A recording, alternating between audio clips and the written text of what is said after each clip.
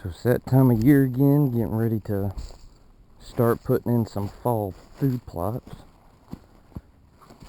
And out here in this cut-down, which just got timbered out, I guess it's been about 2 years now, so everything's starting to, vegetation growing back in there. So what I did was got me some glyphosate, some Roundup, and come through here to spray these weeds. I don't know if you can see the blue marker, but the blue marker really helps when you're coming through here trying to figure out what you sprayed and what you haven't. Well, you kind of get an idea of how much of a plot you're going to end up with. So I went down that way probably about 100 yards, I'd say,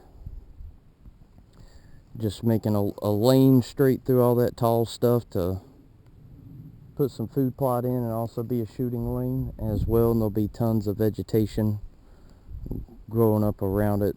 You know, hopefully the deer will still feel secure coming in here. Also took and made another lane going down through here. Say this one's only about 80 yards deep from the front of the plot to where I stopped back there. Like I said, I don't know if you can see the blue marker that I've got everywhere. Kind of help me indicate where I've been spraying. So I don't know how well the food plot's gonna come up in here, but it's worth a shot at least. Try and do a poor man's food plot with really no equipment other than a side-by-side and a sprayer to come through here and spray all this vegetation and just let it die down, let it mulch down. We won't be doing any kind of disking in here, obviously. There's stumps and limbs and stuff like that. Probably wouldn't work out very well, and it's also not really, personally, I don't think it's the best method for putting in food plots. I try and not disturb that soil no more than I have to. So I don't have a deer stand out here yet, but that pine tree, I'm thinking either that pine tree there or that pine tree right there, we're going to put a deer stand in, and that'll give me a perfect shot down both lanes here. So I brought it out to right in here. So we've got this little open area here that we're gonna plant, and then straight down that lane there, and then also straight down this lane here. Like I said, this one, I think from the stand to the back of this lane is going to be about 140 yards to the very end. And this one here, I believe from the stand to the back of it's going to be about 100 yards. I know from here over to the tree, you know, we're probably looking probably about 30 yards before we get to the plot. So I can't say this wind wasn't blowing like this an hour ago when I was spraying, so I did make sure that we didn't have too much wind when doing spray, though I don't really have much to worry about in terms of wind drift. But I at least know that it got down on the ground like I wanted it to. So anyways, just wanted to share my journey as I go through and give this a try. I've had success before in the past. If I can, maybe I'll get some pictures put up in the video to show a field that I did several years back, where I went through, sprayed it with Roundup, threw out some fertilizer, put the seed in. As the vegetation died down, it fell down on top of the seed, and it came in very well. So it is, let's see, today is July 12th, and the intention is to try and get seed on the ground sometime in August for my fall plot. So this will give it, you know, a couple weeks here to let this round try and kill it down, and I'll come back out probably in about 3 weeks and just check on it, see how it's doing. If I need to spray again, I'll go ahead and spray again. Hopefully I don't. I think I got a pretty good spray down on this. We did about 3 ounces per gallon. I used an app to kind of stake out some points out here, so when I get back to the house I can sync it back up to the web and take a look at it and see if I can try and figure out how many square feet I've got. But I used about 20 gallons out here, so I'm assuming, I may be pretty close to that 20,000 square feet marker. My sprayer, I have calibrated my sprayer, and which I'll show you all that in a little bit. That's pretty important to know what your sprayer calibration is, so you understand how fast you need to go when you're spraying this product out, because if not, then you may either put out too much or you may not put out enough. And I actually learned that the hard way. At the house I was applying a insecticide, and once I didn't have my sprayer calibrated at that time, and I was running about 3 miles an hour on the machine, and once I went back and did the math, instead of getting 1 fluid ounce per 1,000 square feet, I ended up with about a third of an ounce per 1,000 square feet. So obviously it didn't get everything that I wanted to, so that kind of explains the importance of knowing how much product your sprayer is putting down and just how fast you need to go.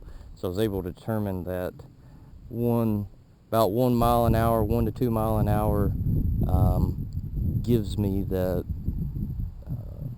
1 gallon per 1,000 square feet that we typically look for when spraying these products. Now, I could have gone a little heavier. Like I said, I just took a educated guess at the house, put 20 gallons of water in there,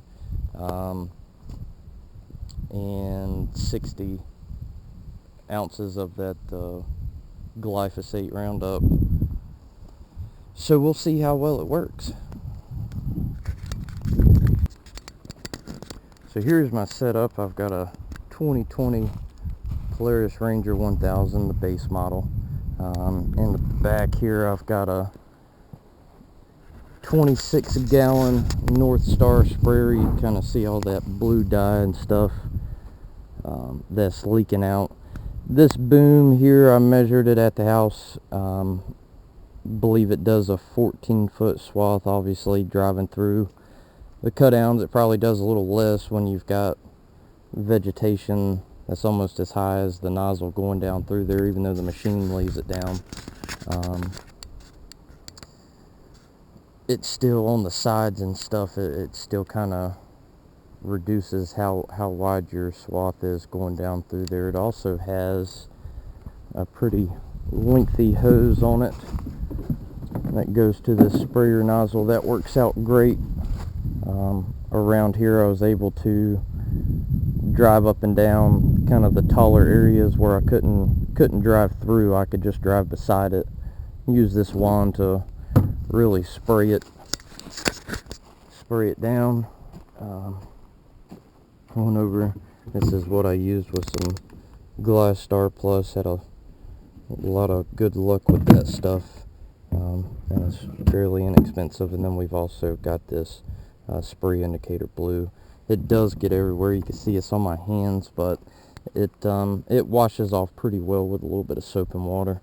You can get that stuff washed off, so I'm not too worried about it staining my side-by-side. I haven't had any problems with this particular sprayer, or this dye.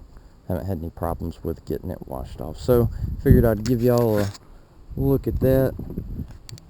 Probably can't see it, but up here we've got our 26 gallon marker up at the top. But yeah, just make sure if you get one, typically in the manuals they tell you how to calibrate it. And the way I calibrated this, even though my pump says 2.2 gallons per minute, sometimes these nozzles can reduce how much that actually comes out because it's putting a little pressure on it to get you that fan that you're looking for. So I just turned the sprayer on. I stuck this nozzle down into a 5-gallon bucket. I started a stopwatch and let it go for 1 minute and turn it off. Take and measure how much water is in there in that 5-gallon bucket. And there's a equation that you can use there in your manual that'll really help you out with determining how fast you need to travel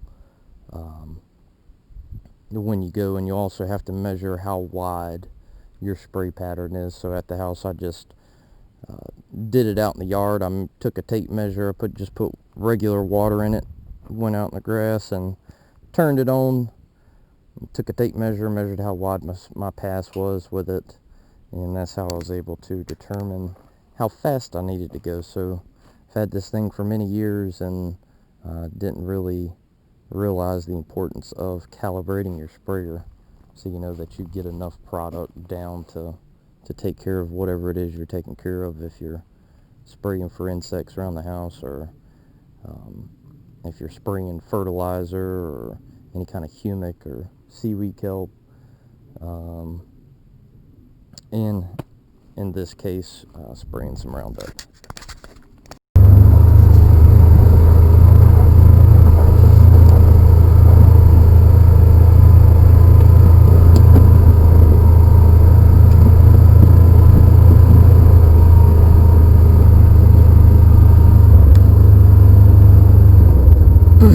Another thing that I really like about this machine is the engine braking on there.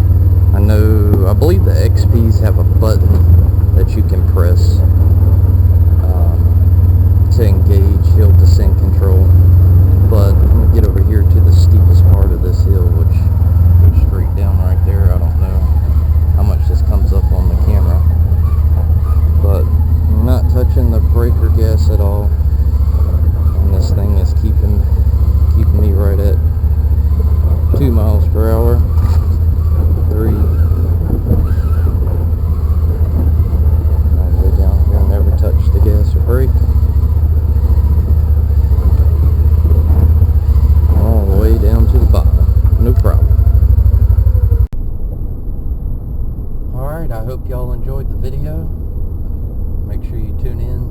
There'll be some additional videos coming as we go through and try and establish a food plot in this cutover. Don't forget to like and subscribe.